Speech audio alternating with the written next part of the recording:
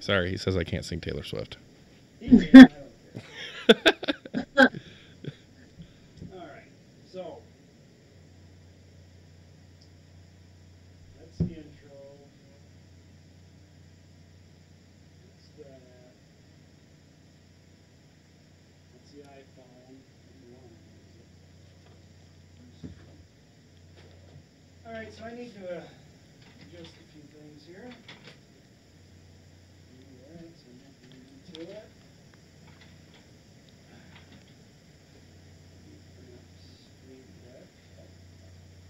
I have to minimize you ladies. Give me just a second. I don't know if it's going to do anything.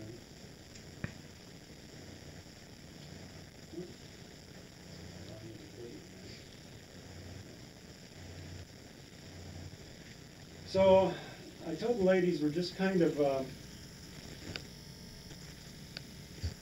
just laid back. Oh, yeah. Talk about stuff. Ask them about them. So what I'm going to do is I was going to have my wife run the board, but I don't think we need to because we don't have enough cameras. She's going to have to turn that down. My love!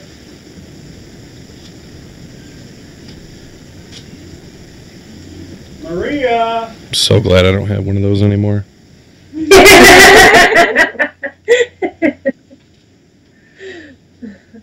Despite what they say, divorce is a beautiful thing. Yeah. So, who are you ladies? I'm Sam. Which one? Hold on. There's a chair in my way. Hold on a minute.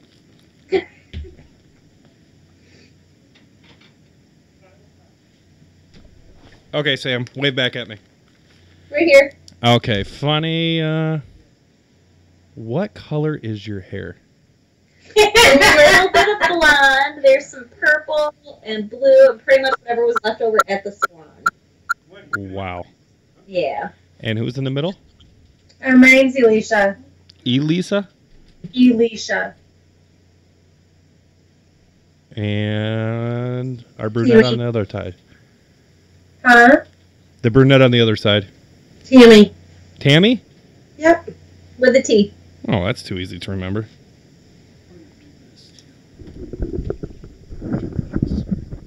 Oh, he's getting all technical now. Hold on, how's my makeup?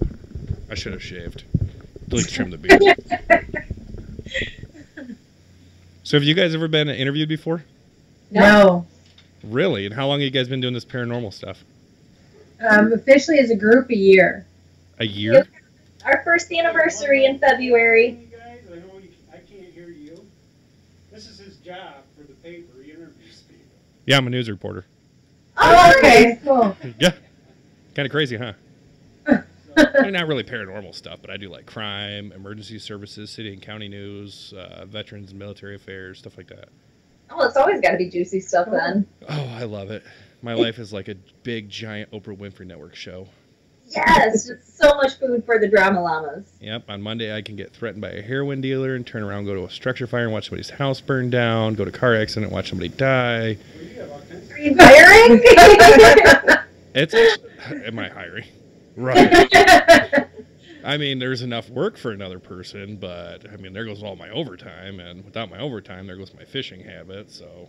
Oh, yeah, I don't want to. I got to be able to fish. So, I know you guys said where you're from. What state? Is it in Michigan? Yeah. What is it by? Flint. Huh? We're by Flint. Flint. Yes. You guys rolling around with body armor and shit on up there, huh? It's not too bad. As long as you're not out, like, hooking or slinging anything, you're fine. Well, you take all the fun out of life that way. Do you guys get a lot of paranormal investigations up near Flint? We actually do. There is a suburb of Flint called Flushing that's, we get a lot of calls from people that live out there. A lot of, like, poltergeisty kind of stuff where things are moving, they're hearing voices. And have you ever witnessed this moving stuff? Well, we haven't actually seen anything physically move, but Tammy and I both have seen in, 2 or 3 different locations now, like shadow figures. That's creepy. around the corner or I running thought I'd around. seen a shadow figure one time in my bedroom, but it was just my 4-year-old daughter. She was literally like, she wasn't trying to wake me up, like she didn't have a nightmare or nothing. She was getting into my chapstick on my handstand. So that was pretty creepy. And, I was in the military for 10 years. I was in the intelligence community for 10 years. So my first initial reaction was, when something's creepy crawly moving around at night, is I jump up with a gun. So I'm like, what the hell? Oh, it's my daughter. She's like, I just needed some chapstick, Dad. And I'm like, it's 2:30 in the morning. What do you need chapstick for? You're 4. And in her 20s, she's going to be really anxious about chapstick and not really sure why. Ergo, also why I need to work overtime, because a 4-year-old girl turns out is very, very expensive. She has her hair highlighted. She gets her nails done about every 2-3 weeks. Already? Her mom, my ex-wife, does hair and makeup for a living, so... Oh, okay. Yeah. Mommy mani-pedi time. Oh, yeah. And this little girl has a bag full of this unique makeup stuff, which I didn't understand was rather expensive until I threw some of it away that ended up on my floor. Ooh. Yeah.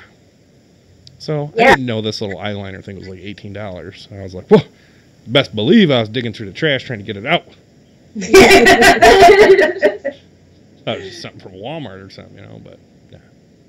So Flint, have you guys lived up there your whole life, born and raised there, or what? Oh, yeah. What brought you guys all together as a group? Huh? What brought you guys all together as a group? I joined in. Alicia was having t-shirts done at my fiance's t-shirt shop, so he got me hooked up with her. Tammy actually has a haunted house and called us to investigate, and we just never let her leave. Oh, wow. Yes. So a lot of the investigations, you guys have a lot of this technical equipment like these investigators on the TV have? Not really. I have a lot, but not as much as what they would have on TV, because the networks are paying for it, or they're really loaded, so they can afford Exactly. all the really good stuff. But we have what the do you guys basic have? stuff. We have a 3D imaging camera. We have a DVR system, K2s. More recorders than we can keep track of. Yeah, recorders. Don't get all technical with me, all right? I don't know. No, we actually, a lot of what we use is pretty basic bread and butter kind of equipment. We don't really have anything too specialized. You don't have one of these like electrical voice recorder things? It's just a regular recorder, like what you would use like in class when you're trying to record your teacher, giving a lesson or whatever. It's just a basic $30, $40 voice recorder. Yeah, I have one of the fancy little voice recorders, but mine was like $100. It came with some software on my computer where I just plug it in and it automatically dictates my notes, so it's pretty cool. Ooh. Saves me from typing a lot of interviews out. I guess. Especially when I'm interviewing criminals, like I just got done doing. I feel like they could be a pretty rambly bunch. This guy spent 18 months in prison and he just got out, so he's been pretty lonely for a while. Yeah. This is right. No, it's not. It's Ladies Investigation Paranormal Society. Yes. Okay.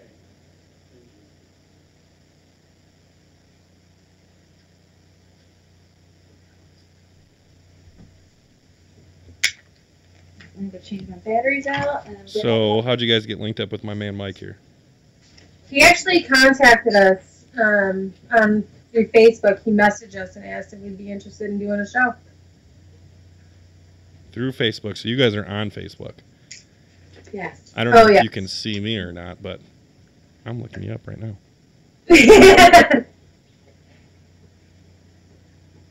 We're on Facebook, Instagram, Twitter. Oh, Instagram and Twitter, so stupid. I agree. You agree? Yes. I hate Instagram and Twitter.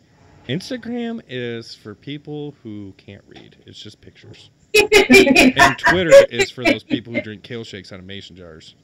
Weird people. He said Instagram is just for people who can't read. Yes.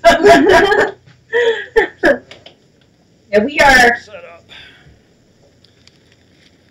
Okay. Why is this? Oh, there we go. Okay. Nope. one more thing. Oh, we're supposed to be live. It's 5 o'clock. We're right down to the wire again. Oh, snap. That's exactly 5 o'clock. Last minute hair fluff. Are you guys ready? Yep. Yeah. Last check for hair and makeup. You saw me, man. That's in here. Sam, you're good. That purple, that's enough.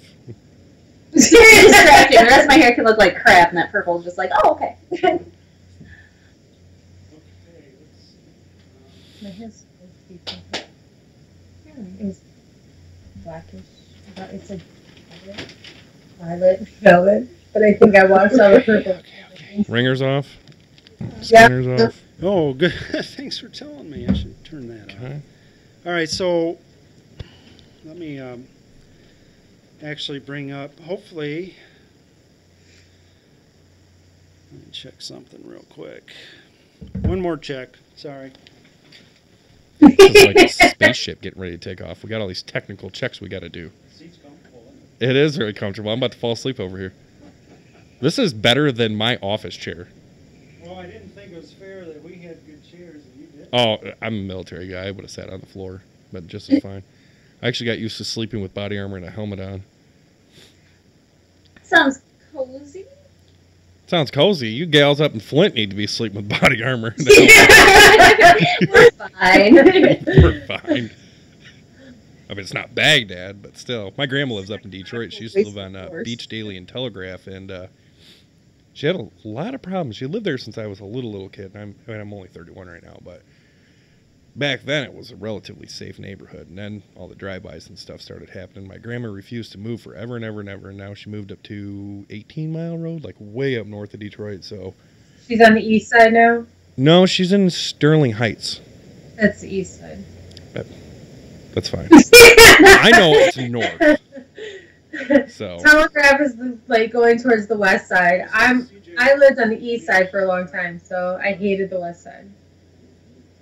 I did not know we had a website now, Mike. www.encountersvodcast.com, and they can watch it live on there. The site's not quite done yet, but the live part is. So you can send people there to watch it on YouTube. Oh man, Oh, yeah, we're getting there. there's a lot of technical stuff going into this.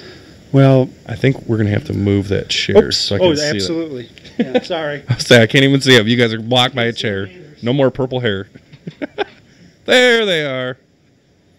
All right, so Sam, Elisa, Tammy. Sam, Elisa, Tammy. I'm trying to remember your names. If I mess it up, don't kill me. No, we'll answer anything if you're looking at us. Yeah, I probably not. You just say their names. I'll just tag along. I'm bad with names. He's here for the ride. Okay, so we're set up for live now. It's public. I had to check that to make sure it wasn't on private because I do a lot of test stuff. We're live right now. We are? Are we? We shouldn't be. Shouldn't be. We'll find out here in a second because I'm going to look. My channel. Kind of looks like we might be live. That's all right. Okay. Yeah, I don't know how we could be, but we might be. Let me double check it. If we're live, guys, just hold on a second. Testing. Mic check 1, 2. We're streaming. Oh, man, that's a first. Usually we got to fight like hell to make it happen. That's all right. We're here. Hold on a second. Okay, we're going to play an intro. All right, ladies, hold on. We'll be coming up here in a second. And My bald spot's showing. your bald spot. Oh, yeah. That's great.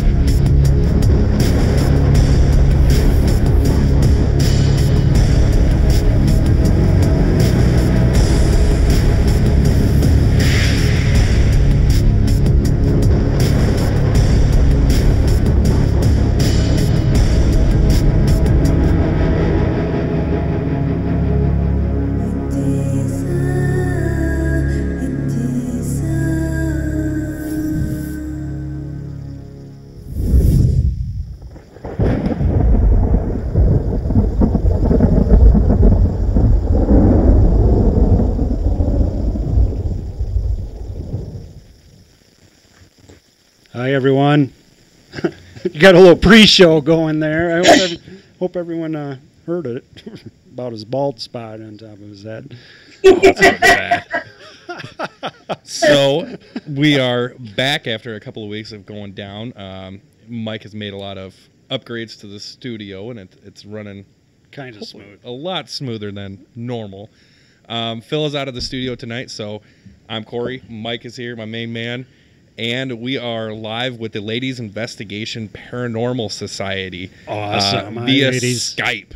So we are going to be talking to these gals tonight about a little bit about what they do, what brought them together, where they're from, how they do what they do, and what got them interested in doing what they do. And if you guys have any questions, or you're streaming, watching live on the YouTube channel, don't be afraid to drop those in the comments. We'll try and get those answered from the gals. So, ladies, you want to go ahead and introduce yourselves and tell us a little bit about yourself? Sam, I think we'll start with you. I'm Sam. I started with Lips back in February of 2017. Been on probably, 8 or 9 investigations with you so far. Mm-hmm. We stick to mostly the Genesee County area. We have been down to Poasttown in Ohio. We'll be going to Ashmore Estates with DPX in Illinois. What's that? Is that next weekend? Yep. That's next weekend. Oh, wow. No, weekend after. Oh, the weekend In after. 2 weeks, the 24th. So you guys, really travel, don't you? Oh, yeah. Yeah. Do you have your own jet, or you just kind of hit the car? You got, No, we carpool. Gotta, do you have your logo on your car? We actually do have a magnet that goes on the side of the car. Now, here's the next important question. Do you have groupies yet? Groupies, yeah. I would love to say we did. Yeah. trying. Oh, yeah, you're probably, you'll get your TV show maybe, and then you'll have too many groupies, and you'll go get away from me. So, Elisa, you want to tell us a little bit about yourself? I'm the founder, and I was doing this before, a year prior, before I decided to put Lips together. And yeah, I mean, I don't know, got my groupies. So, what made you found this group? What piqued your interest here? Well, I've always really been interested in the paranormal. My mom had died when I was young, and I had a dream of her the night she passed away, and then weird stuff started happening, and so that really piqued my interest. I really wanted to know what was going on, if I was crazy or something was really happening, and then thinking about things in my past as a child, I realized that I lived in a haunted house when I was a kid, and that this stuff was for real. And so one day I was bored, and I was looking at this website that told, about all the paranormal groups in Michigan, and I just started emailing groups to see if they needed another person for the group, and I went on an investigation in Flushing with this group, and I didn't like the way they did things and thought I could do it better myself, so I started a group on my own. Interesting. And Tammy, we're on to you, Miss Tammy. My name's Tammy. I've been with the group since about June. I actually invited the group to my house to investigate my house, and we became close friends, and that's when I decided to join. So what was going on at your house that made you call Lips service out to your house? A lot of unexplained activities. My faucets turn on, my TV turns on. You hear footsteps upstairs. I live in an old house, and I just knew things were not right. Wow. So, back to our investigation team, Sam and Elise. What did you guys find in Tammy's house, if anything? Honestly, I don't think her house is haunted, because every time we go there, the only thing that happens is on the voice recorder my name is said. But that's the only thing that ever happens for me when I'm there. Really? Your name was said by whom? Whatever is there. Every time we're there, something says my name. So you guys are apparently friends now? Apparently. Yeah, first name. Sure. Yeah. Wow. First name basis. Yeah, that's moving right on up.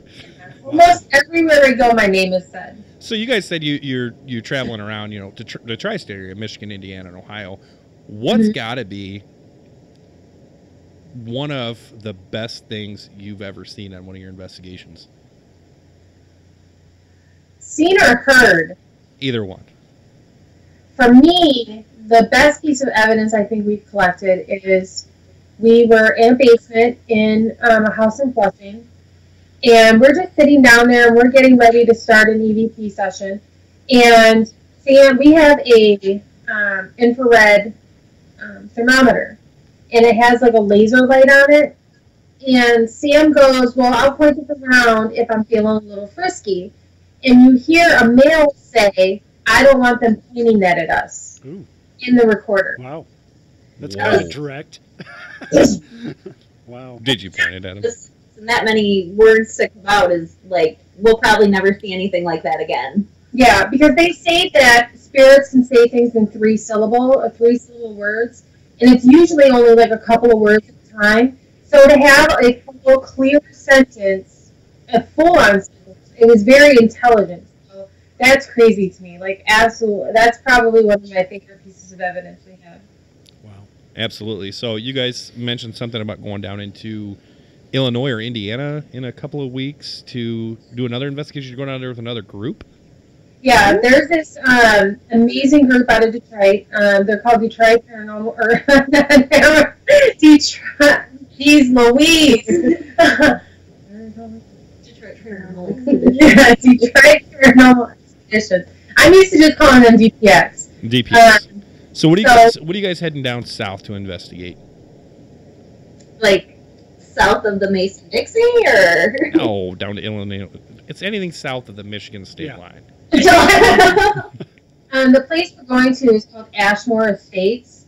And it's kind of like, I don't know, it's just an old house. Yeah. Was it requested that you guys come down there? You guys just want to check it out, see what you can find, or?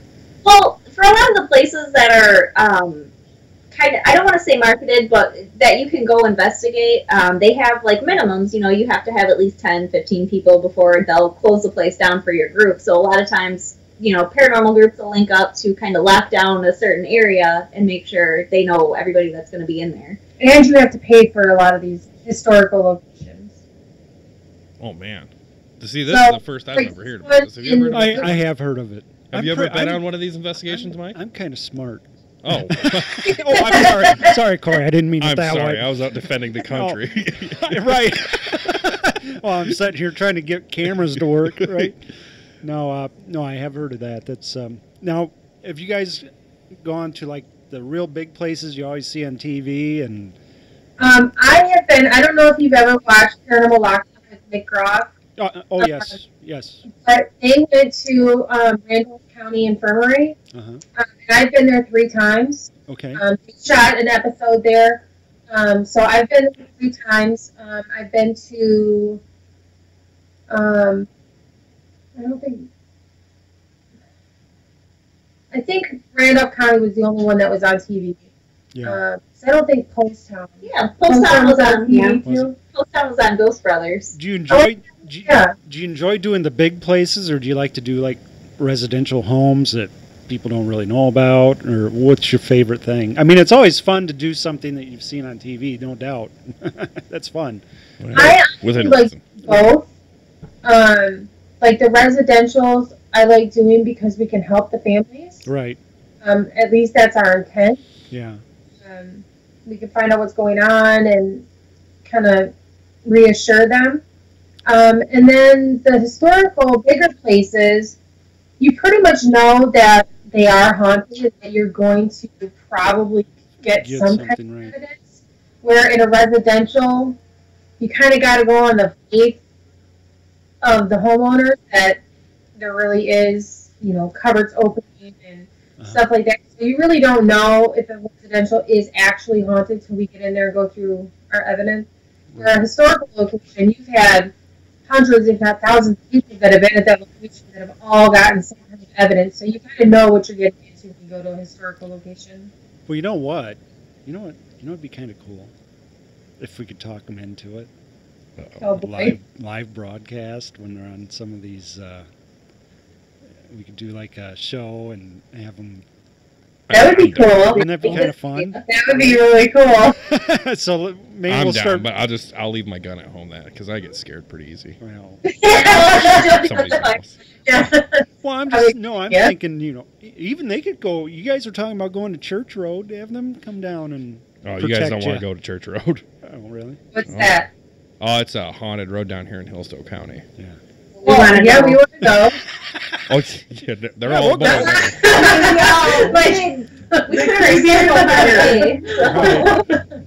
So, Creepy moving place. along, have you guys ever? And this is just an off-subject topic, but have you ever heard of that asylum that closed down up in Traverse City? Yes. Have you guys been yet? I know it was a unanimous yes. They Everybody's have saying the place no. locked down so tight. Like if you could go and try, but you're probably gonna get a trespassing charge. Like more than likely. I seen it on Facebook. They're taking tours through there. No, really? Yeah. I need to get on that social media. I did Or not know that. one The in a different last, town. no, it was the last I knew that it was and locked. no social media. What? How you gonna have purple hair with no social media, Sam?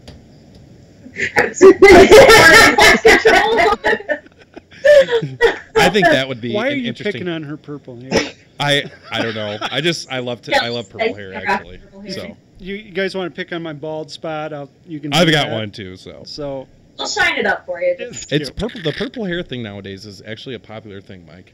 I think it's kind of cool. The thing I don't agree with is people dyeing their hair gray. Right. Kind of defeats the purpose of dyeing your hair. Well, I'm You get that I'm naturally. gray. Yeah. So, you guys would go up there though, like an asylum, to where like, you got to think about that. Not just one, two. There's probably a lot of people that died in that place. Right. Yeah, I've that been place to is- Madison County. I've been to Madison County, and that was an asylum at one point. I think Ashburn was. Like an overnight thing up there. Yep. I've been to, when I went to Randolph County, that was an overnight. Madison County was.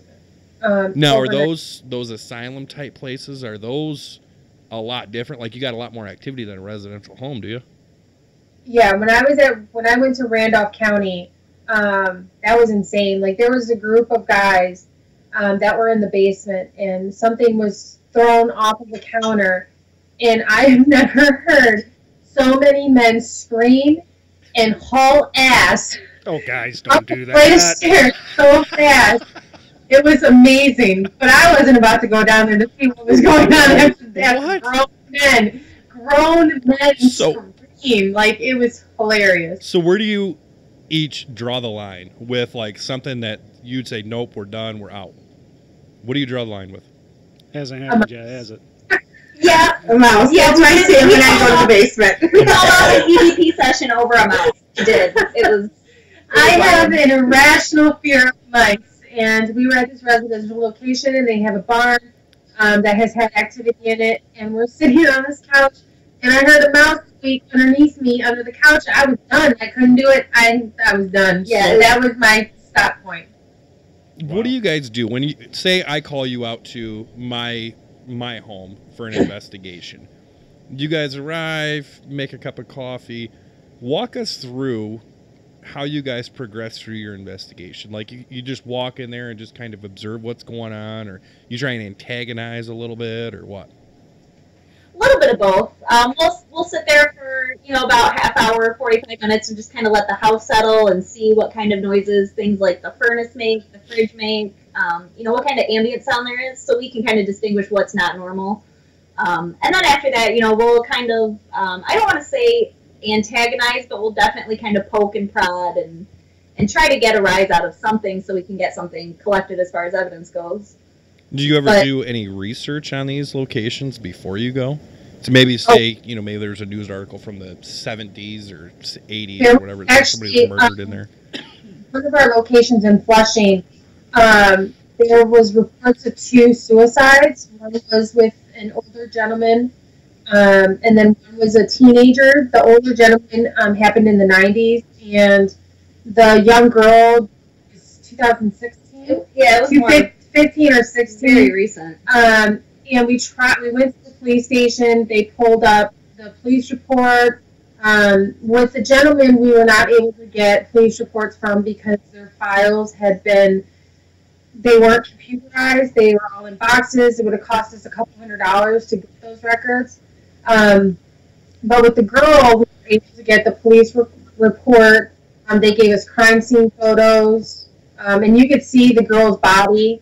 She hung herself, so you could see the shadow of her hanging. And you could see her on the ground. And, yeah, it's So you crazy. guys have mentioned Flushing a couple of times now. Does that seem to be a cluster of activity that you guys have experienced? Or Yes. Oh, yeah. all three shake their head at the same time? Is that one of those ley line things? Isn't the ley lines? Isn't that? I don't know. That's what I was just going to ask. I'm just curious. pretty Were you going to interesting. ask that? Yeah. When you look at our locations that we investigate in Flushing and some other kind of weird events that have gone on in there, they all do tend to kind of cluster in the same area. And through our research, there's a book published, I think in the 60s, by a guy that had lived in Flushing his entire life, and he had it mapped out all the way back to like early 1800s, where there was like Native American reservation on this, in just outside the city. And it does seem that most of our activity that we find and a lot of the strange things that go on are in that area, just a little bit northwest of town. So when you say Flush, just for everybody's reference, we get some viewers from outside of the general Michigan area. Flushing is... So we're a little bit outside Flint, Michigan. So if you were to look at a map and you saw Flint, Michigan, Flushing is just about 7 miles north if you follow the river. A little bit northwest, but mostly, north up the river. Flint River has pretty long history with Native Americans and logging. What's the word for furs? Early settlers. Yeah. The early settlers, yeah. So, I mean, that's kind of creepy at the same time, because that takes me back to like almost a poltergeist type thing going on. Yeah.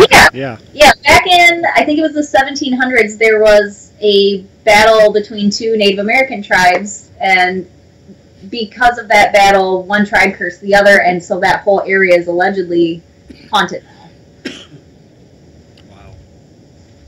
You guys want to go camping along the Flint? No. Nope, I'm good. That was like fishing now. That was good. The Flint River has some of the best walleye fishing in the area, Oh, yeah? so... I'm a salmon fisherman, so... I'm still not camping. I'm haunted.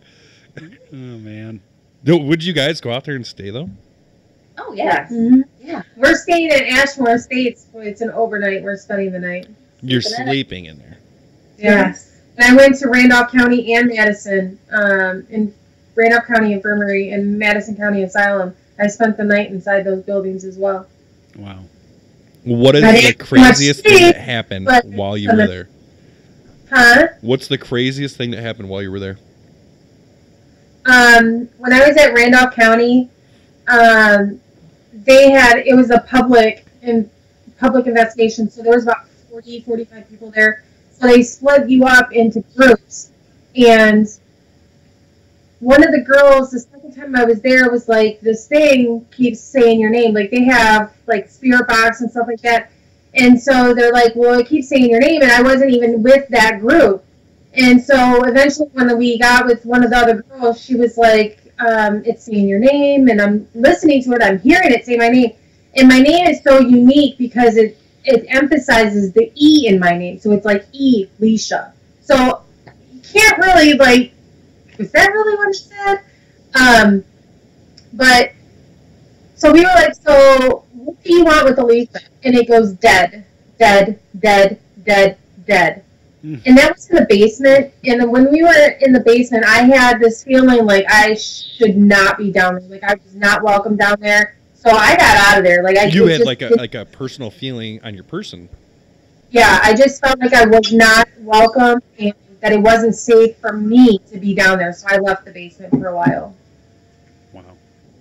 Yeah, that's usually a clear sign that you should probably not go in the Yeah. basement. Yeah. I mean, that's how I would take it. That's one of our hints. Yeah. So you guys Yeah. have been working together for quite a while now, and it seems like you guys have all clicked pretty good. And you guys are traveling around doing some of these investigations and going out to these residential areas. So what is the goal here when you guys go out? When you guys go out on one of your investigations, what is the goal? Say you get called to, a residential area. I know you said something about bringing peace to the families and stuff like that. But do you typically recover evidence? Do you sometimes figure out that, hey, there's nothing going on? Is it kind of a mix of the two? A little bit of both, definitely. We had a location in Lapeer. I can't say that it's not haunted, but we haven't been able to collect any, like photographic evidence, audio evidence. Not much goes on outside of what we can physically see and hear, and you can't always capture that, so. Right. The only thing that we did get from the Lapeer location, the girls, and I, for whatever reason, I look away and something happens, I always miss it. But they saw something peek around a door. But other than that, we have no idea. What do you mean you saw something peek around the door? Like a shadow person. Like, you sit in the dark and maybe light plays tricks, but Tammy and I both saw it. It looked like something, I'd say maybe 2 feet off the ground. We were on the top floor of the house, and it looked like it peeked up the stairs and kind of snuck around the corner and into the closet next to the stairs. Are we talking like a shadow figure? Are we talking just a blob? Are we talking someone that looked like Corey? Or yeah, I mean, pretty honestly, scary in the middle of the night. It looked like a black blob. I would say maybe it was like, I guess it kind of looked like animal-like. I would say. I can't say I could count any legs, but you could just see like Phil. the movement. Yeah, it'd be Phil. Oh, yeah, okay. He's not here tonight though. Sorry, we like to joke a little bit. That's kind of terrifying, If I saw something like that, Yeah, I'd be moving. I think I'd be out. Definitely gets your adrenaline pumping, but That's one of my fears. The ghost hunting thing. I'm kind of like that, but I'm always afraid. Am I actually going to see an apparition? If I saw an apparition, you can't unsee something like that. no. And I think that would be. That's like our goal. Like, we want to see an apparition. You want to see apparitions? Yes. Some of the apparitions I hear you can see are not something you want to see, but, we're not talking a blonde woman in a dress. We're talking like some people have their heads cut off, and, it's like, I don't want to see that kind of thing. That's freaky. When you go into a location, you want something to touch you. Yeah, is it an adrenaline thing? I mean, like if if I was to go into a building and they said, well, if you're going to see something, it's going to be an apparition with its head cut off. I mean, it's like, because the adrenaline being there. I mean, I kind of get that because it's being overseas, when that first bullet flies over your head, you don't ever get that adrenaline high again. Yeah. Unless you're getting shot at. So I kind of understand where they're coming from, but I'm not willing to go that far. I'll get shot at all day, but these ladies are kind of brave. Yeah, they're a lot braver than I am. This is where the real men come out. Well, I'm out of here. Oh man, that's so. Are you guys looking to grow your group, or I see it's a primarily a ladies' organization, judging by your sign, but if you guys got a couple more investigators on board, what would be the end goal in growing this? Just as much exposure as we can, pull together for what we do and what other people in the paranormal community do. Because there's so many. You say the paranormal community. Can you explain that one a little bit? I mean, I know there's the shows, and there are a couple channels down. I think Destination America on my Comcast. I don't know what you guys have up there in Flint, but there's the communities, and I know you mentioned there's this other group in Detroit, so there's actually quite a few of these investigative communities around Michigan. There's hundreds of us. And for some reason, I feel like Michigan just has a high concentration of them. But yeah, there are hundreds in the water. In Michigan. Are you guys heading up north to the what is it called? The paranormal. What is that? What is it called? Paracon. That's right. Isn't it? Yeah. Isn't like some of the big names going to be there? Nick Groff will be there. I'm sorry. Nick Groff will be there. Tim Shaw will be there. There's a lot of big name people that will be there. And that, as far as the community goes, it's not just the investigators, it's the people that own these historic properties that are maintaining them and allowing us to come and check these places out and hang out till 3 a.m. with voice recorders and flashlights. And, it's a very widespread group of different kinds of people that all want to answer the same question in their own way. Sure. Wow. So you guys go up there to these conventions and share like little tips and secrets and stuff like that. Yeah. That's pretty cool. Yep. Well, there's always new equipment too, correct? I mean, Yeah. you know, Which is usually out of our price range. there's a Usually have our guy. There's a pricing. guy. I know his last name on YouTube. You guys might know him. His last name's Huff. Do you know? Yep. He's got Yep. some amazing things he's doing. I mean, Yeah, he makes the Wonder Box, yeah. which is my goal to own one of those, as well as the Geo Box. Uh-huh. But yeah, Steve Huff makes the Wonder Box. I mean, this is Corey. This machine. It looks really creepy. It Like looks really weird. it just looks like something. Just parts were just playing around. You just throw it all together, but really cool. I mean, it like answers you. You know, I don't know how consistent. Obviously, obviously, there's like editing and stuff, but this thing is. I watch the videos. I think and it's I'm like, got to have something to do with like converting waves, microwaves that are in the air and stuff like Well, that. I'm not sure. I've never paid attention. Is it radio he's using for that? It's called there's like a gold box he's using now. It's Yeah.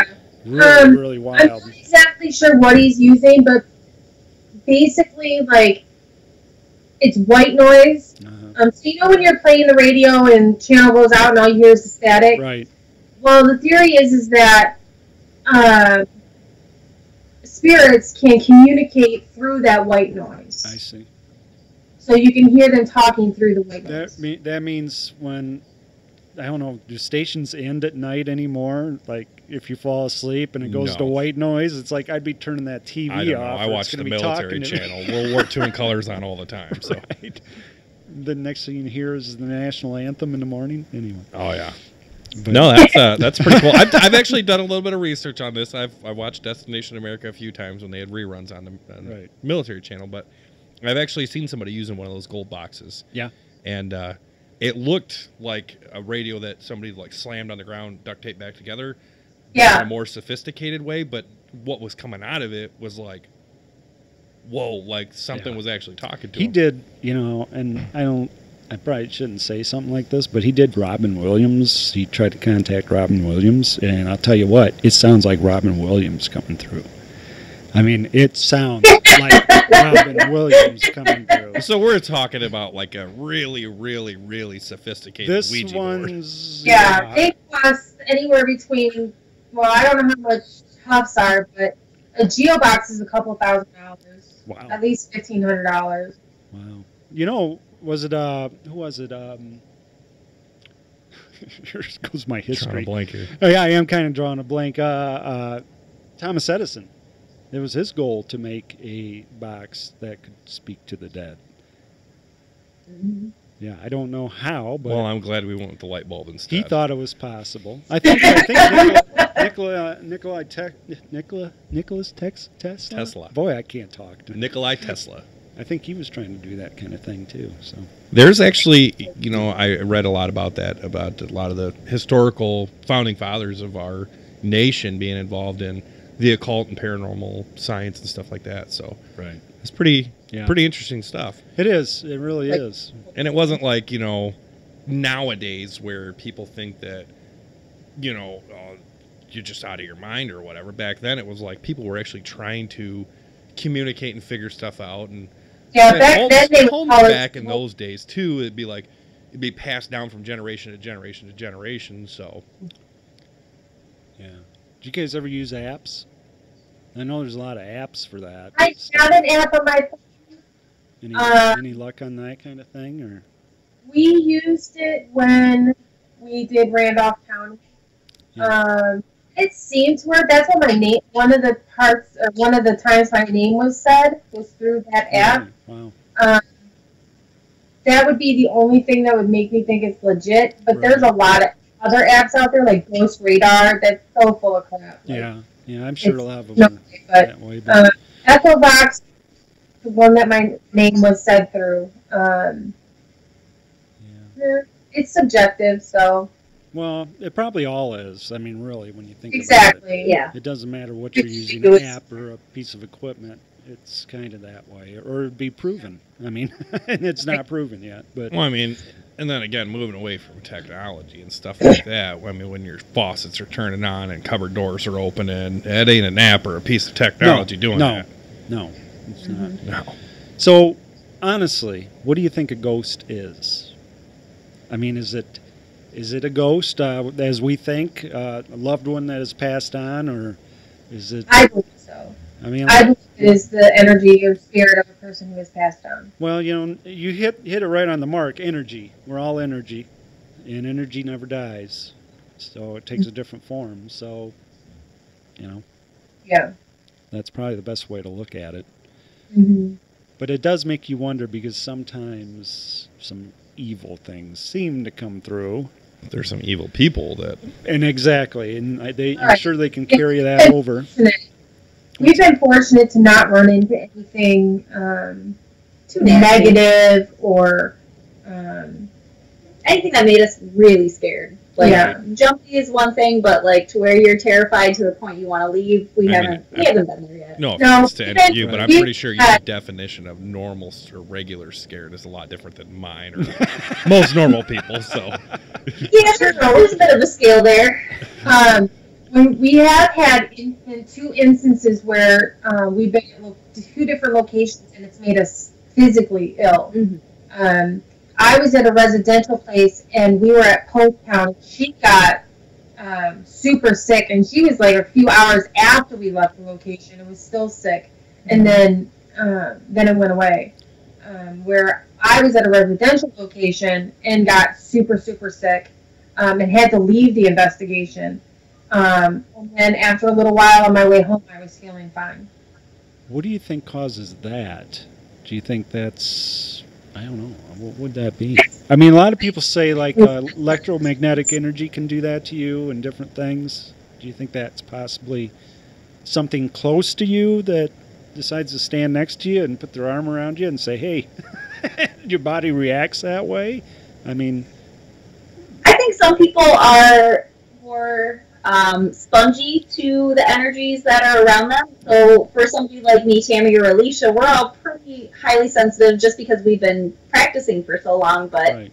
I think because we've opened ourselves up to that kind of thing, we can be affected by it a little more physically than somebody who doesn't believe in this kind of thing or doesn't think it's possible. For my experience at Posttown, I was crying about 2 hours in, and I got angry. Like I was, and that's not like me. I'm not a very emotional person, but I felt like something was affecting me, and I spoke to it. And that's right after that is when I started vomiting and sweating, and that went on for a good 6 hours after it first started. And she was using a pendulum. And once we got home, she had brought out her pendulum here at her house, and she started to get that same sick feeling until she cleansed it, and then it went away. She was fine. how do you cleanse it? Whatever you feel like will knock off the nasty vibes. Like for me, I burn sage, or I'll like bury something in salts. Right. Just whatever kind of symbolism speaks to a person, I think has power to cleanse negative energy. I need to interrupt for just a second because there could possibly be people in the chat room, and I have no way of monitoring it. So if anyone's asking questions and we're ignoring you, it's not intentional. We're just going to have to kind of go the way we are. The whole Skype interview thing's a little bit different for us. Oh. So eventually that will be fixed, but we're going to have you ladies back if you're willing to come back again in the future. Things will be smoothed out. We keep saying that every show. It'll be smoothed out. Well, it's kind of difficult. And I'm telling you right now, I'm a little bit of a skeptic, but I want to talk to Phil, but maybe I want to go on one of these little investigations and experience this for myself. I think I'll stay here and We would love to have you guys. he's out, but I'll be wearing body armor, like a helmet. I'll stay in the. I would be the guy in the command center. Yeah, we could set you up behind the DVR and you can Right, just watch. that'd be me. Yeah. I actually went to one of the most haunted places in America, and I didn't realize it when I was there. Where are you? The Birdcage Theater in Tombstone, Arizona. Ooh. I went there back in the 80s. Again, I always like to say how old I am, but back in the 80s. And then now I watch these shows, and it's like that's like a super haunted place. I will say, though, when I went in there, it definitely has a weird feeling. And that's just, you kind of chalk it up as just an old building, and that kind of thing. Mm-hmm. And, of course, I went during the day, which I don't think really matters. But, yeah, so I missed a good opportunity there, didn't I? Yeah. I think the only somewhat creepy place that I've ever been to was an old military fort. It was a Civil War fort down in Savannah, Georgia. And I got a really, I don't know if you ladies have ever been to Georgia, but Georgia's hot. It is hot. Very hot. And as soon as I walked into this old barracks, it was an officer's quarters. It's like a 40-degree temperature difference in there. And that right there, it creeped me out enough that I walked out of the room. I was like, you'd think walking inside of some place that doesn't have central air, it wouldn't be cold, it'd be hotter. Especially an old building like that. So that was the only experience I've ever had with anything of this kind. And I was like, deuces, I'm out. So that was during the day. What a wimp. No, just kidding. No, but there's a lot of them old plantations down south, a lot of stuff like that. Oh, that's scary stuff. I went to... It would be cool to check out. I didn't go in because you can't go in. She lived there at the time, but Loretta Lynn's mansion that Vegans went to and those guys, I went to that too. Who's Loretta Lynn? Really? I mean, really? You know what that is? She's an old country singer. Coal miner's daughter. I'm a Five-Finger Death Punch boy. I don't listen to country music. You don't even have to listen to her and know who she is. Again, but that was a haunted place. Of course, like I said, you can't go in it. Well, I think you can now. I think it's actually a museum you can go in. She has another house that's kind of close. Yeah, it is a museum now. But back then, she actually lived there. So I just checked and we don't have any comments, so we're good. This is probably no one watching either. No, we have a couple people watching right now. We have a couple people watching right now. My mom told me she would. Well, yeah, I'm one of them right here because I'm monitoring to make sure we're still running. Right, That's we gotta okay. Figure out who the others are. It's all right. The recording will be out there for everyone. Yeah, that's it's pretty interesting. I think that I don't know. I just have had this hocus pocus about it. Like, oh no, we're not dealing with this. Walk away. But I definitely now that I've been doing a little bit more research into it ever since I've come onto the show. I definitely want to actually experience this for myself. So hopefully we can work something out to where we can all sync up this summer. And I see my girl Sandy over there. She's like, come on up. We'll figure something else. Mike, we'll leave Mike back here. Like I said, we could do a live thing. We can do a Skype on a phone or something. I can sit here and I can drink my coffee. I'm all set up for mobile. So exactly. But yeah, so what would you guys recommend? Some a beginner, a newbie like me. A good public place, something that has a good reputation, lots of nice reviews. Get a group of friends together. Nice reviews? Am I trying to go to dinner or what? Well, I mean, dinner with dead people. I choose to eat there, but like the Ashmore Estates we were talking about, or some of the older asylums. And there's a couple places here in Michigan we've never been to. We're actually going to in the summertime in Royal Oak by Detroit. So, you could always come on with us to one of those. And a lot of those places will have equipment you can borrow, and we'll kind of run through the basics with you so you can get a feel for how an investigation works, and just be prepared to sit in the dark in an awkward silence for a really long time. Because ghost hunting is actually kind of boring. I don't know if you know this, but I was on QRF in Iraq on night shift, so the dark, sitting by yourself, being quiet and boring, I've got that locked. Okay, so you got this then. Oh, yeah. Ready. I'd like to go back to the equipment for a minute. What is your favorite piece of equipment to use? Other than your senses? Mine's a recorder. What is it? I'm sorry? Recorders. Recorders? Just a regular, plain old, general digital recorder? You actually get a lot of activity on those, or? Yes. Yeah. Really? Now, do you do real time when you do it? Or is it just We playback? just started doing real time with one of our recorders. The rest are all set up. What kind of recorder do you use? We have Whatever's on sale. we have a Sony. We have Panasonic. We have 2 Panasonics. Olympus. And then the rest are just whatever was on sale and had a long recording ability. Well, you guys are going to be really mad because you sent me some audio clips. Everyone's going to be mad at me, but I could not quite get them clean enough. Okay. And that's not necessarily you, it's the setup. Well, they can always go to our Facebook page. We have a lot of them posted to our Facebook page as well. That's great. So And- how do we find you guys on Facebook? Sorry to interrupt, Mike. No, that's fine. It's Ladies Investigation Paranormal Society. Just search it up and Just like that big sign right behind you, huh? You, Right here. Ta-da! Now, you guys, can you move your camera just a little bit? Let's see, towards the investigation. No, There the you other go. No, that was what No, we that's wanted. what you wanted? Yeah, Perfect. perfect, good.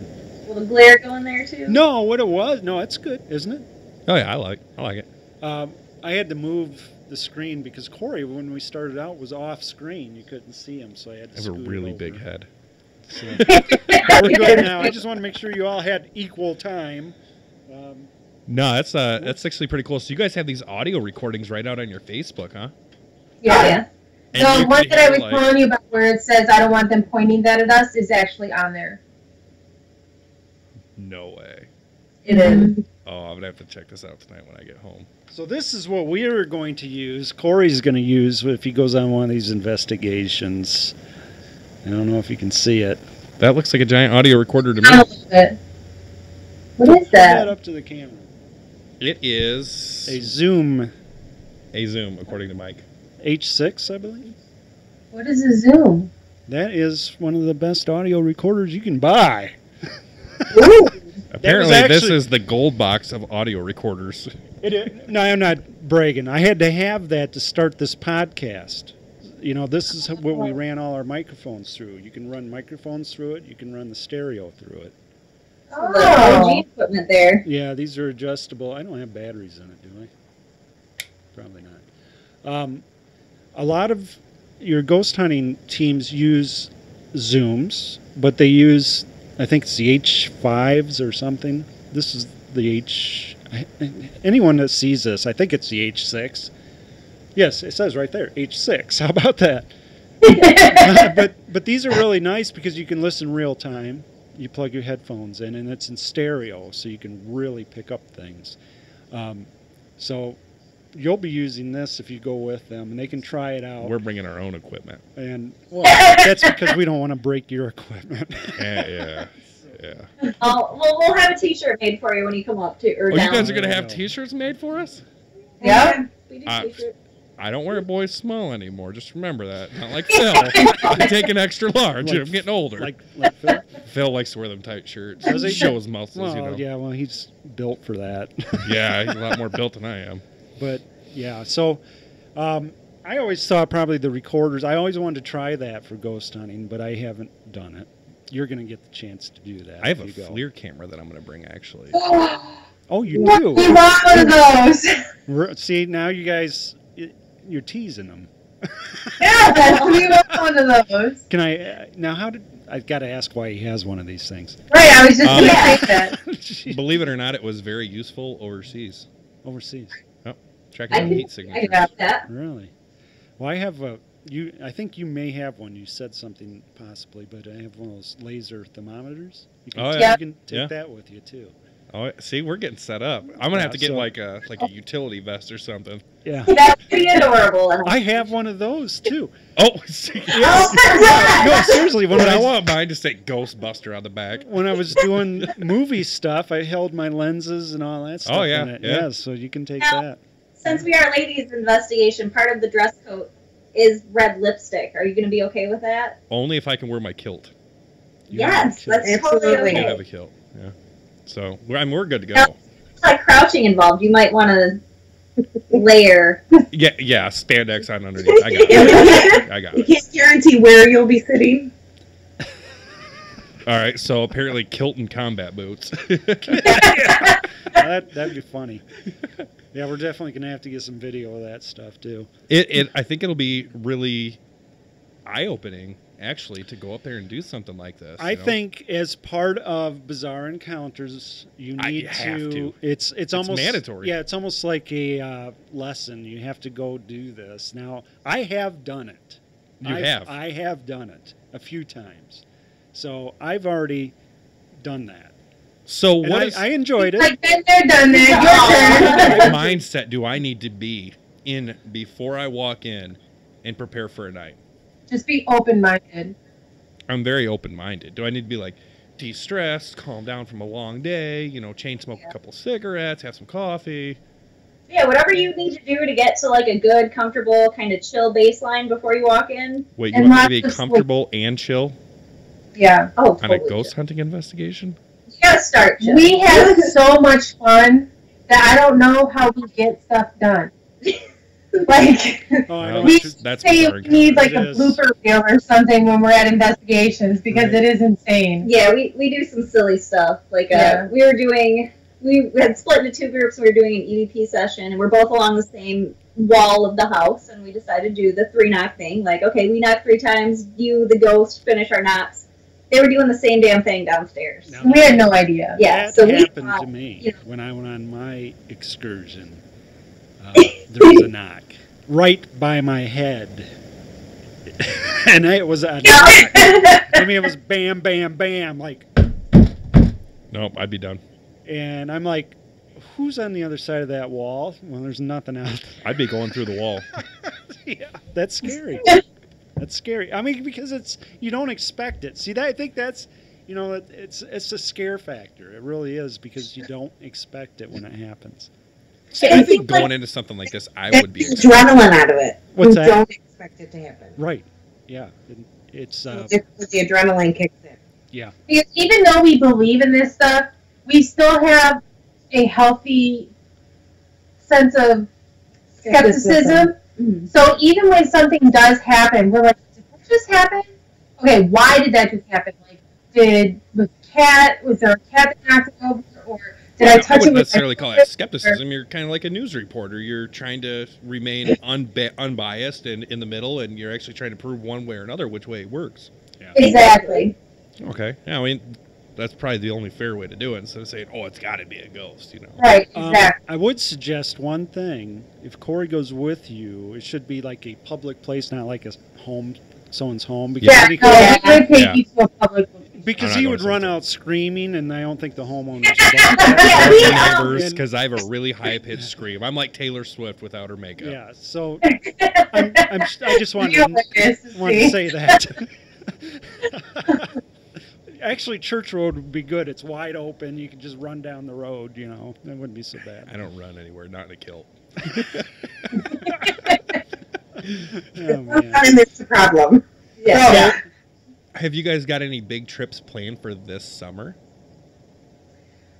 Oh, we're going to try to hit a couple of little spots Alicia mentioned in Royal Oak, and then we have, through like 3 a.m. Google searching, we found some stories posted where people like at businesses have had weird stuff going on. So we're just going to try to kind of source our own private investigations and then do some more of the bigger. Are you guys pretty open to you guys coming in when you contact people?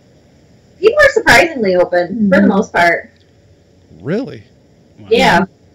I have, you brought up something just then about. I think being an all-ladies group really helps. takes the edge off. It takes the edge off, and they're a little more susceptible, accepting because, no offense, we don't have any creepy guys lurking, and we're very non-threatening. Yeah, we're very non-threatening. So I think with us just being ladies, it eases their minds. Well, I understand that. But you did bring up something about businesses. Now, my wife and I have this kind of ongoing joke, and I don't know if it's actually a joke, but whenever we go to an antique store, she'll look at an object and she'll go ghost. Like I said, she speaks Portuguese. So it's, that shit's probably haunted. It's phantasm in Portuguese, which I think is kind of cool, because there's movies out called Phantasm, right? Anyway, but she'll point at something, she'll say ghost, and she'll walk by it. Do you believe objects can be haunted? Yes. Yeah. Oh, yeah. One of the location in Lapeer, we had asked them, they had bought this antique type of buffet stand. Right. And they got it from the antique store, and I was like, the activity happened before you bought that, or was it after you bought that?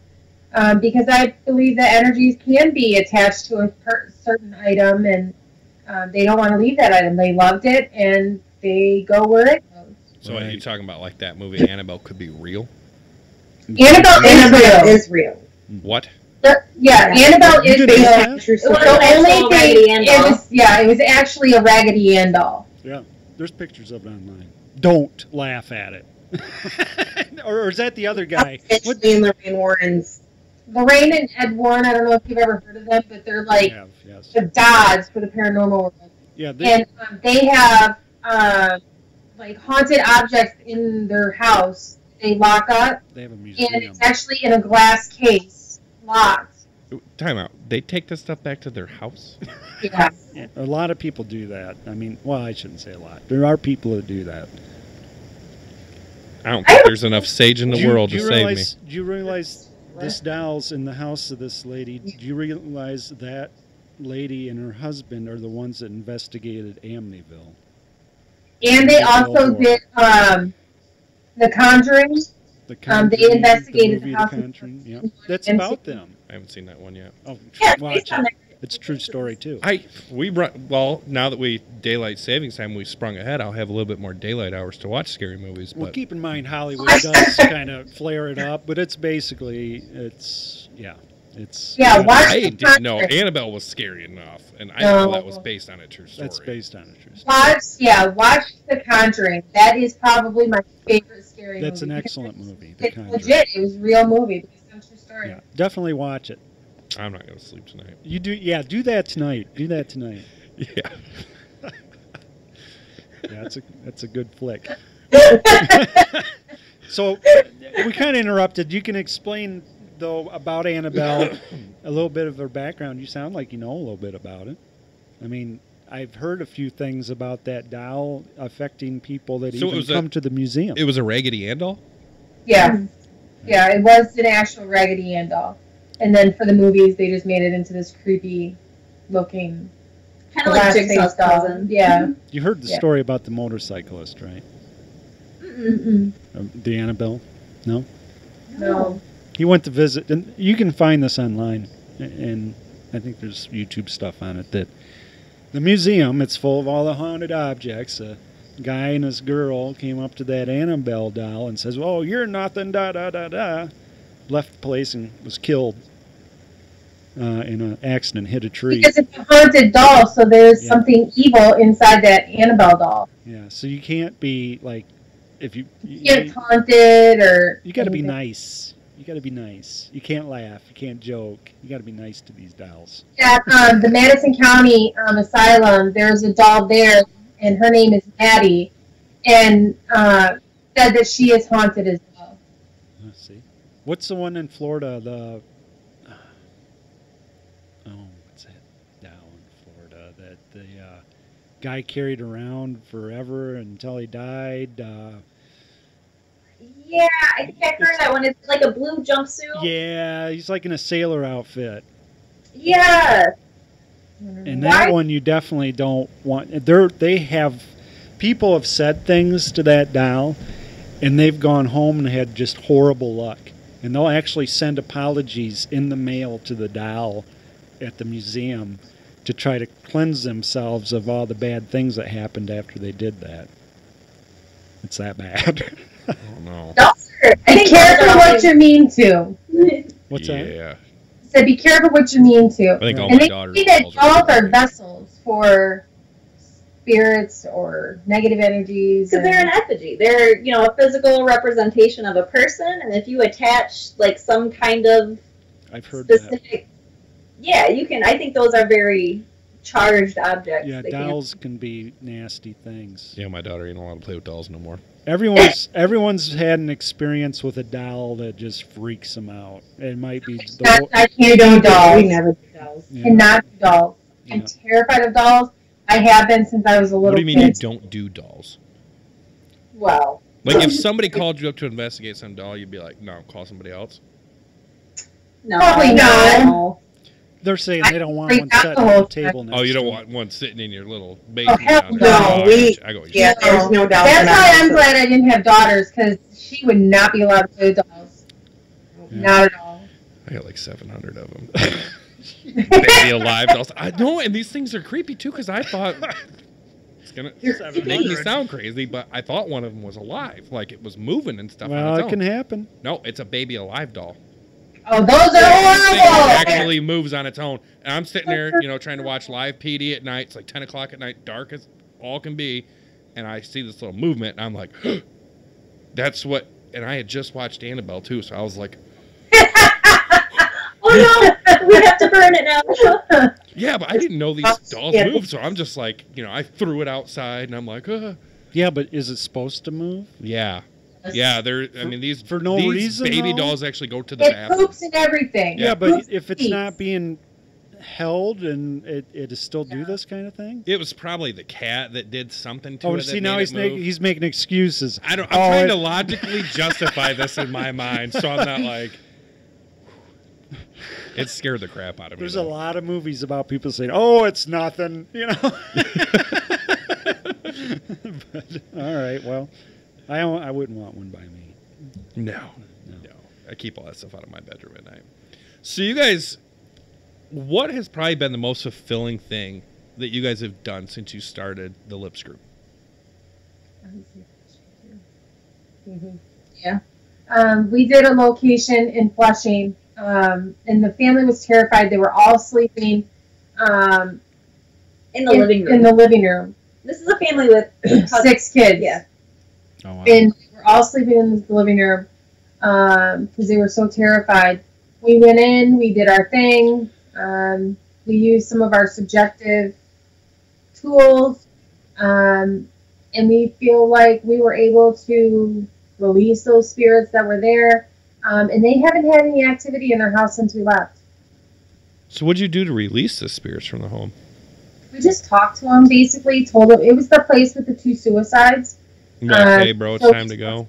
And told them it was, it was okay to pass on, that basically what's done is done. There's no point for you to hold on and punish yourself even more.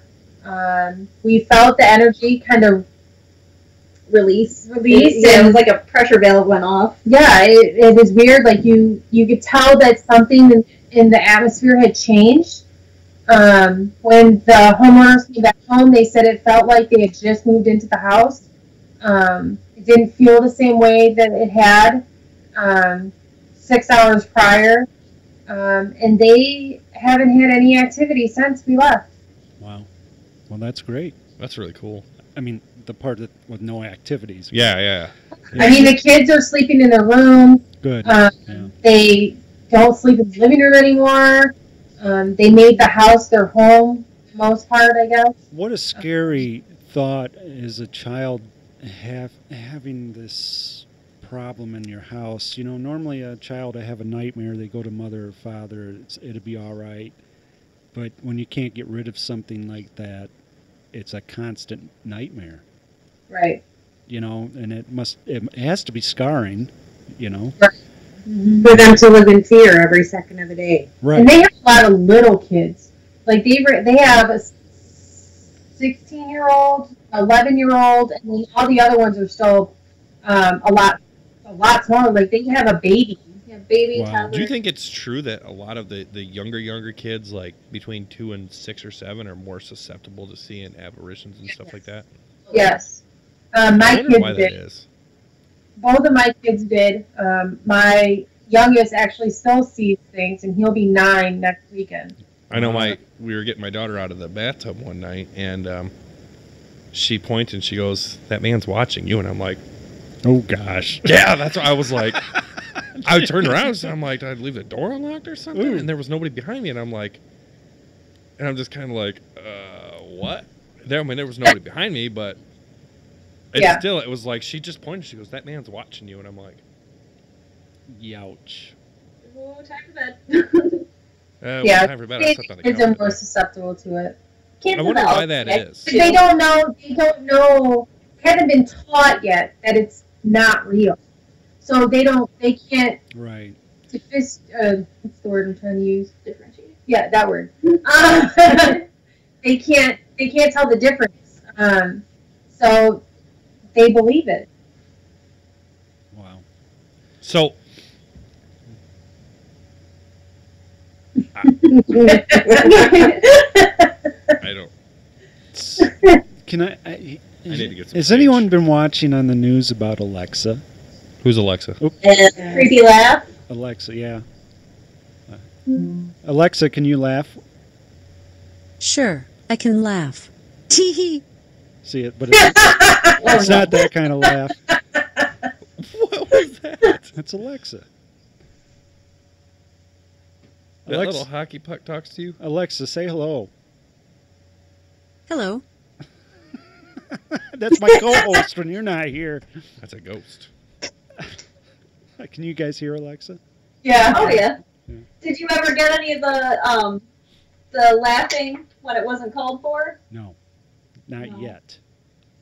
Not yet. Yeah, apparently some people's Alexas have just been like laughing at them out of nowhere. Like Like, randomly. 3 a.m. It'll start doing a little evil laugh. Nope.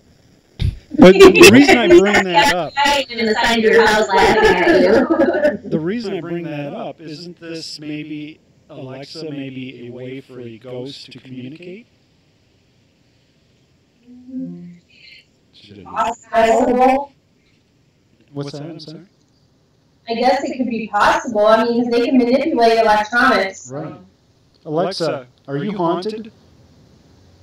Sorry, I don't know that. No, I don't either. I fully believe that electronics can be haunted. Remember our first show? Boy, that was what? A few weeks ago? How can I remember that far? Oh, we had equipment issues, like left and right. Over and over and over again, and it was just it was ridiculous because things were working that morning. Yeah, that's right, because we had Mr. Lang on. Yeah, and it was just everything just like something didn't want the show to go on. Everything worked perfect. I had everything working perfect, and anyone that's listening to this, and they know that we've talked about this, and he's a pastor at the prison, and he at one time before he was a pastor, he was a devil worshiper, and he was possessed. And right before he came on, everything just went down. It's like I couldn't get anything to work, and it had worked for days because I tested, throughout the week because I'm a fiddler, and so weird things happen. That's really interesting. Well, it's interesting, but what a pain in the butt that was. We're going to have to get him back on, but I want to make sure everything's rock solid before we do that. Oh, yeah, this new setup's going to go crashing down as soon as you get him back on here. No, it's kind of scary. But So, is there a specific time of the year that the paranormal investigations seem to ramp up or slow down? Like maybe September's better off for it? I feel like we had a lot of action in the fall. A lot in the fall? Yeah, we were. I wouldn't say we were busy schedule-wise, but our investigations seemed to be more exciting and more fast-paced. Like we were moving around the houses more, the locations more. I think that time of year definitely, for me, it feels like that's when I can get the most activity stirred up. do you ever notice environmental things that could modify, such as water or what do they say, like certain kind of stone? Yeah. Obviously, crystals can do it, but I'm talking like just natural. Like if a house is setting next to a lake. Yeah. Water is a conductor. Yeah. And then railroad tracks. The weather, thunderstorms. There's lightning and thunder. But I don't think it's necessarily the thunder or lightning. I actually know this one. It's the increase or decrease in the barometric pressure that comes with the lightning. Okay. You're not wrong. That can. It's easiest just to say thunder and lightning. I know this one. I seen that just last night on You're the a show smart I was watching. man. I contributed to this report. That's excellent. Yeah, I was just kind of curious because You don't, not to go off No, you're subject fine. here, but regarding the barometric pressure, what's also interesting is when you start to see increases in the barometric pressure, like right before a thunderstorm, You also have an increase in people having heart attacks and strokes Oh, at that time. that's great. That's the same thing with daylight savings time. Spikes in heart attacks happen around this time of year. Well, I think we just had a time change, so far I'm going. But Yeah, Yeah. I'm good. I did feel a little. I didn't feel real good today for some reason. I took aspirin just in case. Good idea. Yeah, that's interesting. Well, yeah, I guess there's a lot of things that could probably affect it. I just wonder why certain houses are haunted and some aren't. You know, and it can be a new house. It doesn't. Yeah, have to because be- it's the property. It's not so much the house. So it's got to be an environmental. You always hear, well, they built the house on an Indian graveyard, or they did this or that. But there's more dead people buried on Earth than there are people walking around on this Earth. So you would think we'd be doing this to get through it all. Mm-hmm. But I always wonder about wood. You know, like the forests and the woods. You always hear about things. You know, people seeing things there too. But no one really investigates them. It's always the houses.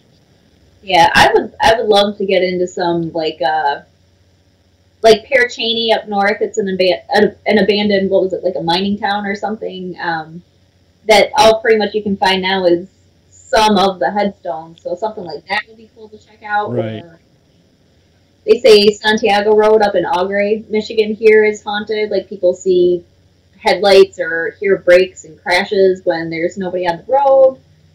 So I'd love to check out more There's actually, just here local, right where we're at, right up the road on 12, by the restaurant up there in Jerome. Okay. On 12, there's, back 30, 40 years ago, there was two gals that were coming out of what used to be a bar before it was a restaurant, and they got hit by a semi-truck and killed. And there's a lot of reportings that people will see those girls on the road while they're driving down the road, and they're like, slam on their brakes, and they're like, what was that? But then there's nothing there. Right. Well, That's I think crazy. that bar is haunted too. I think. I don't know. I've heard that. I think a lot of bars end up being haunted. I think that's a pretty common thing. Yeah, there's a bar in Forest Creek that is haunted, and they wanted us to do an investigation, but scheduling wise, like they're open till 2 a.m. So Right. It makes it tough. get in there to do an investigation in a bar is, I mean, unless they want to shut down, it'd be impossible for us to do. Absolutely. I mean, I don't Yeah, know their if big going action in- hours are about ours, so. Well, yeah. See, you could go there. You wouldn't get bored. You could drink. If you know. I can't drink in anymore. between EVPs. I quit drinking, so. Good. That's good. That's good. Yeah. Well, another thing it seems like I always hear about, and again, this is water related, is lighthouses being haunted. And I always kind of wondered why a lighthouse. And think about this. A lighthouse has a light. Go towards the light. Go towards the light. No, that's true. Seriously. I mean, you're going... There's an increase in electricity used to power that light, so that... Yeah, that's kind of... Yeah. Do you have any lighthouses in Flint area? No, Unfortunately, no. I think the closest one is in what, Port Huron? Is there one in Port Huron? I don't know. I would love to check out the leather ball here. Yeah, or the there's Cat one in Theater. Saginaw Bay, I know that. What's that? Well, I think there's one over in the Saginaw Bay. Mhm. Yeah. That's pretty close to you guys. Yeah, an hour, Like, 45 minutes, hour. And she goes to the hand. That's how you know you're Yep. from Michigan right there. I do. Right about here. this one. I just did that the other day, telling my wife about where bears are in Michigan. Well, I So mean... right about here they start. Yeah, she gets the hand all the time. So, have you guys ever heard of this? Obviously, a lot of people have, but the Roanoke, Virginia, and the disappearance of that whole town down there? Yeah, I've heard Yeah. of it. How would you go about investigating something like that? That one, probably just how we do everything else. Just set up our K2s and recorders and sit and The whole wait. town disappeared. That's great. He's like, the whole town disappeared. I don't know. We have to, I don't know. Probably have to figure out where structures were at one point. and see It what would we be can a dig lot up of and- research. A lot of That like, would be old more research landmarks, than yeah. anything. Yeah, it'd be a lot of research before we could go in and actually figure out what we would do and how to do it. So do you think well, let's use an example.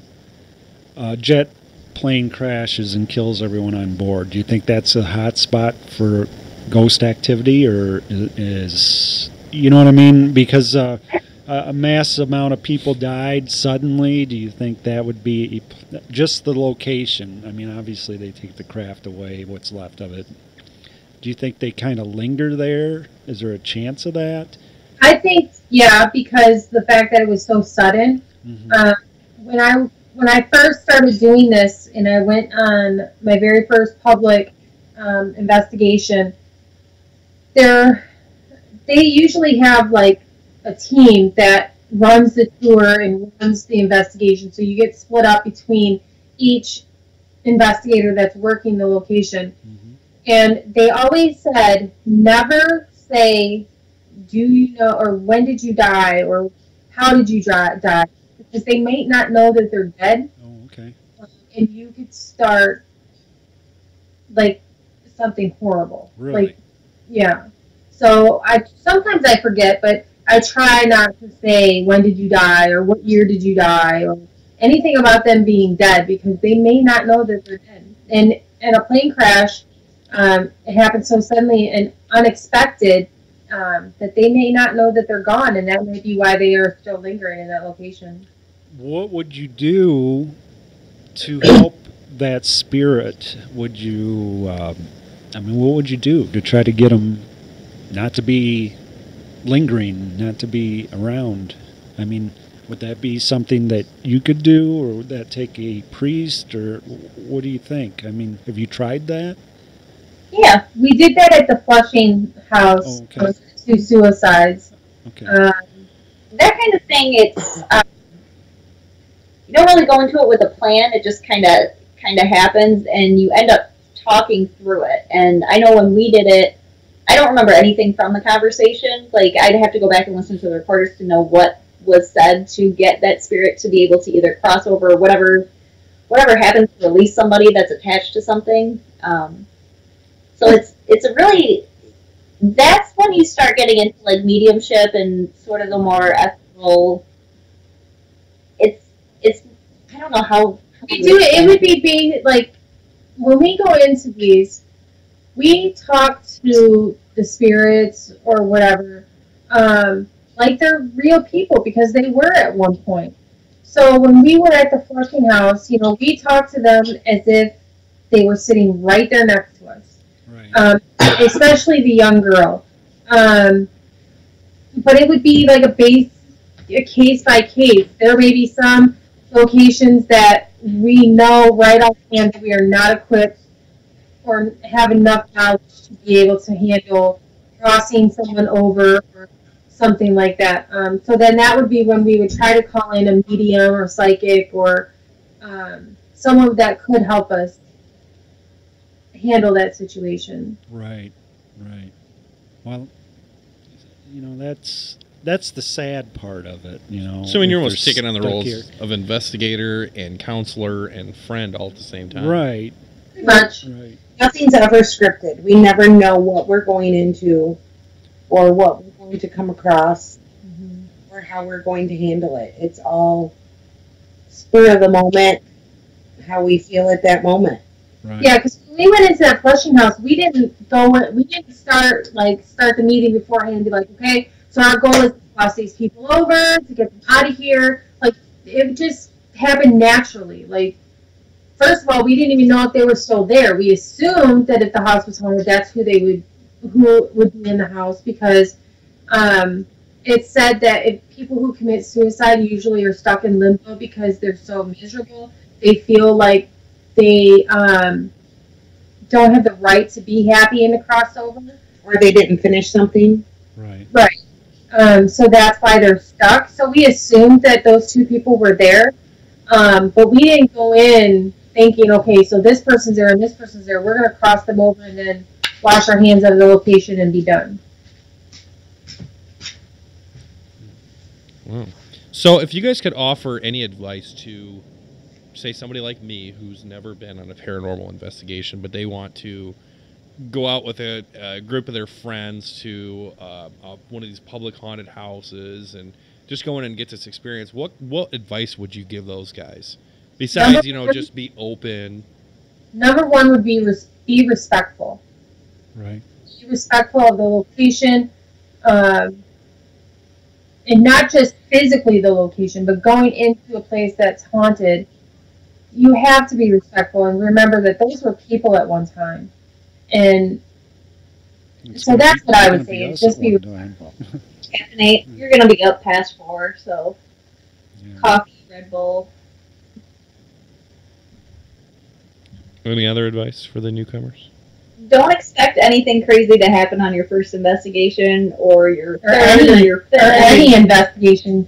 Like, you can't go into an investigation saying, oh yeah, I'm going to get this EVP or I'm going to see this apparition.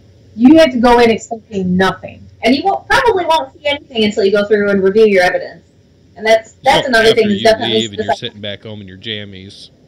Exactly. Yeah. Because we go 3 hours of recordings. Pretty much all of our investigations, we're there and we're like, this place is not haunted. Like, there's nothing happening. We're not getting any personal experiences. We're not getting any feelings. And then we'll go listen to our recorders and we have a guy saying, I don't want that. I don't want them pointing that at us. And we're like, whoa. No, there's no guys with us. Yeah. So you just have to go in. You need to be respectful. You need to go in and not expect anything to happen. I have a question. What's that behind you? Is that a Ouija board? Yeah, it's a Ouija board blanket. I thought it would fit the theme for the... Phil would just love that, wouldn't he? I don't know how Phil feels about Ouija boards, but... I think Phil says, no way am I touching one of those things. Yeah. Yeah. Do you guys use one? Alicia has. I'm ready to try. I haven't done it myself yet, though. I'm not ready to try. We haven't used any on any of our investigations. I was at a public investigation, and that's when I had used one. Yeah. Wow. Did those work pretty good, or what? It worked. When me and my husband were using it. So, I personally don't agree with all the stigma that's put onto a Ouija board. I think if you go in being respectful and not asking for a demon or something to come through, that you'll be okay. Because where the issue comes in is they say, well, you're reaching out or you're trying to contact something. We're trying to contact something regardless of what we're using, whether it's dowsing rods or even just setting out a recorder and talking to the air, trying to say, what's your name or whatever. We're still reaching out for something. It's just how you go about doing it. If you go in with ill intentions, you're going to get something bad. But if you're going in with being surrounded by the white light and your own beliefs, whatever that may be, chances are you're not going to get anything with ill intent towards yourself. I think I'd still kind of be freaked out to do that. I actually did when I was younger, and it did work. But I don't know, man. I was stupid. There's a lot of... I was young and stupid. I can't say that was a good idea or not, but I don't know. I guess I'm just a scaredy cat. I mean, it is freaky. Like, the first time I used it, and my husband had went on the investigation with me, and it started moving. I was like, knock it off. I'm like, stop moving it. He's like, I'm not moving it. You're moving it. I'm like, no, I'm not. Like, I swear to God, I'm not moving it. So even then, like, the skepticism, like, there's no way this planchette is moving by itself. There's no way this thing is moving by itself. But it did. Wow. And we had a full-on conversation with what we were talking to. You want to know something really freaky? I You don't need a Ouija board to do it. You had to do it on this table. With how did we do it? I think it was a glass. It'll still do it. It'll still move. Oh yeah. Yeah, you don't need the board. You can paste some letters on your board there on your table and use a glass. I mean, it's Yeah, you can make a Ouija board. You cannot escape the Ouija board. I don't know. I'm going to leave this to the professionals over here. Yeah, me too. Me too. No, I know a lot of people shy away from them. A lot of people don't. A lot of people say that they're really good though for ghost hunting. So I was kind of curious. I don't know. That's like a lot of controversy when it comes to the Ouija board. Yeah, and it's hard to say why. I know they've sold millions, and if everyone got possessed from a Ouija board, we'd have millions of possessed people. Right? I think where the problem comes in is people are watching the shows that are on Destination America, and if you pay attention, almost every single one of the ghost shows, everyone says, "Oh, it's a demon," and they're being attacked, and they're being choked, and it's all the likelihood of that. I don't want to say it's happening, but that happens more rarely than the regular. Yeah. So if you ever watch those shows and they're saying, "Well, we did this Ouija board and now we have this demon in our house," and so that's what I think for myself. That's why I think a lot of the controversy comes from, because you have the people who say, "Well, I did it and now there's a demon," or something like that. Right. Wow. I can see it. I mean, that's why I don't have one, so. Right. How about dowsing rods? Have you tried those? Yes, we have those. How do those work? I love them. I've used them other than ghost hunting. I've used them to find water lines. What's a dowsing rod? You don't know what a... No, a dowsing... Boy, I'll let you guys explain that if you don't mind, because... So they're copper rods on pins with little copper handles, and you just hold them in your hands, and like what he did to find water, they'll cross when you're near water, and that's how they found wells back in the day. And we use it to get like positive, negative responses, like yes or no, and then we actually do kind of use it like a Ouija board, where we'll go through the alphabet, and when they cross, we take that as a letter of the word, write it down, and move on. So we've got names, locations, dates, ages. Yeah, we've got all kinds of really interesting things that we were able to verify. And the house, our second location in Flushing, where we spoke to the spirits and felt we helped them cross over, that was one of the primary tools we were using on that investigation. Usually when we use them, we'll pull out a pendulum too, just to kind of make sure we're getting across the board responses. So just kind of like as a control. So both devices are saying yes, we'll take that as a yes. So it's kind of more of a subjective evidence gathering. Corey, you're in luck. You can make them out of metal coat hangers. I have no metal coat hangers. Oh, I'll get you some. A ton of plastic ones. Yeah. We used to use them. My dad showed me how to use them. We'd use them to look for water lines. But I've seen people use them for ghost hunting. But like ask a question and they'll start to spin or. Yeah.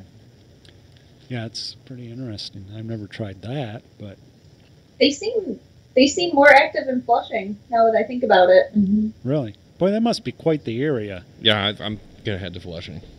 It's my little pet theory that Flushing is kind of a hotbed for paranormal activity. Well, have you done your research behind Flushing and just to see what was, if anything, historically happened there? That. Yeah, there was that Native American battle. There was some reservation land that was taken out from underneath the natives. There was one of the founders of Flushing. I think his wife was having an affair, and I can't remember if it was his wife or the side guy that killed the founding Flushing guy. What was his name? Well, you just went from Discovery America to Investigation Discovery real quick.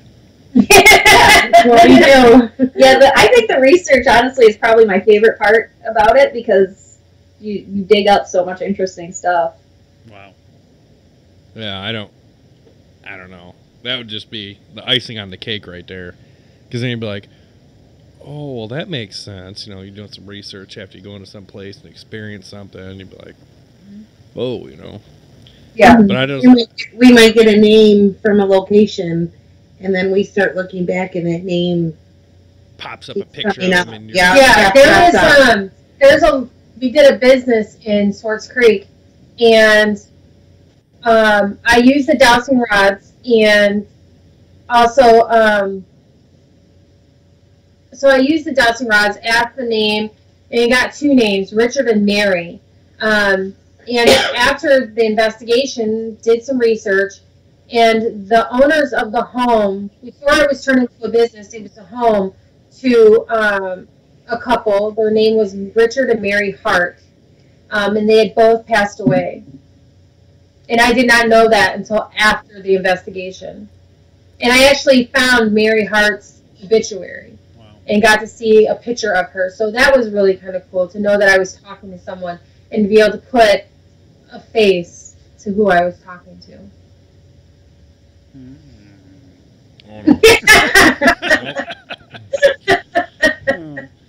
Yeah, that would be. For some reason, this just went into my mind. You ever see those post-mortem photos they used to do back in the day? Oh, in the Wild Wild West when they used to That'd pose be people. horrible if you'd find one of those photos of that person. And, oh, man. Yeah. And those photos creep me out. Like, they're freaky, I'll tell you what.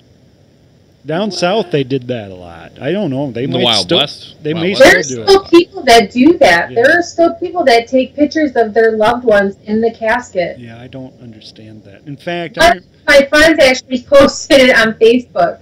I was looking through the pictures and then popped up a lady in the casket. I mean, what are they sitting there like? No, they just took a picture of her as she was lying. You know, if I was lying there and looking down, would I want people taking photos of me? I don't think so.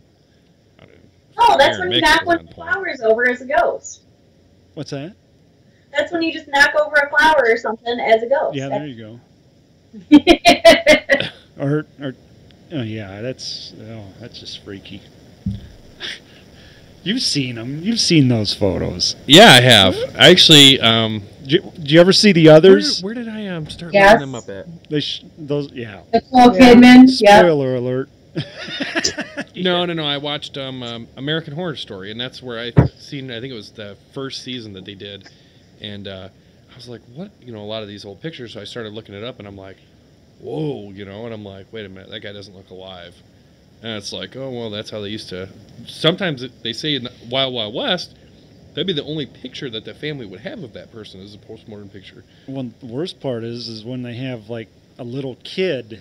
Yeah. And or a baby then or they something like that. Put the arm around, like the living ones put the arm around. All the living kids with the dead kids. I'm going to have to go tell someone to quiet down up there. I think, are you about ready for a break? You get a break in? Are you guys, do you guys want to call tonight? I mean, we can definitely have another... Yeah, whatever you guys show want to do. We can always do another show. All right. I think the next show we do, though, we're going on an adventure. We'll go to the field. I heard where are you talking about? Phil and I. Yeah, okay. Phil and I. All right, good.